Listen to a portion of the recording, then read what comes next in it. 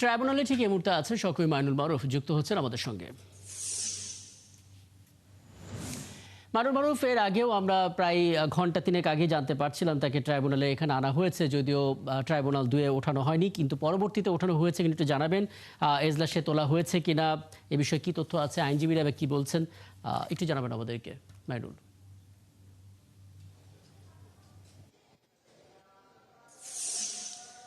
ইতোমধ্যেই কিন্তু তাকে এজলাসে তোলার পর যে বাকি যে প্রসেসিং রয়েছে শুনানি, এবং সেই শুনানিও শেষ হয়েছে এবং তাকে মানবতা বিরোধী অপরাধের মামলায় গ্রেপ্তার দেখানো হয়েছে।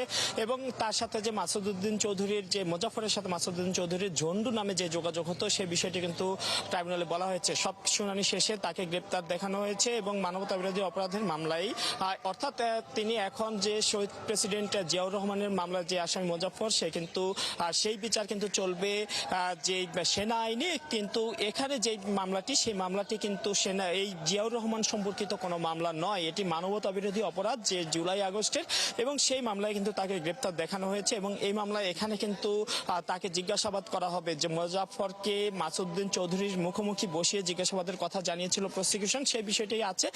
পাশাপাশি এখানে আরেকটি বিষয় বলে রাখা ভালো, যে প্রসিকিউটর কিন্তু বলেছিলেন যে এই মোজাফফরের কিন্তু মাসুদউদ্দিন চৌধুরীর সাথে যেমন যোগাযোগ ছিল, এবং তৎকালীন যে সরকার, আওয়ামী লীগ সরকার, তাদের সাথেও ঘনিষ্ঠ যোগাযোগ ছিল। অর্থাৎ সব মিলিয়ে বলা যায় যে জুলাই আগস্টে যে হত্যাযজ্ঞ হয়েছে, যে মানবতা বিরোধী অপরাধ সংঘটিত হয়েছে, তার সাথে মোজাফফরের কোনো সম্পৃক্ততা আছে কিনা, এবং থাকলেও কি ধরনের সম্পৃক্ততা, তিনি কি ভূমিকা পালন করছেন, এই বিষয়গুলো যাচাই বাছাই করা হবে জিজ্ঞাসাবাদে। এবং এর জন্যই কিন্তু মূলত গ্রেপ্তার দেখানো হয়েছে, যেহেতু তারা মোজাফফরের সাথে মাসুদউদ্দিন চৌধুরী যে যার বিচার কাজ চলমান রয়েছে, তার নিয়মিত যোগাযোগ হতো।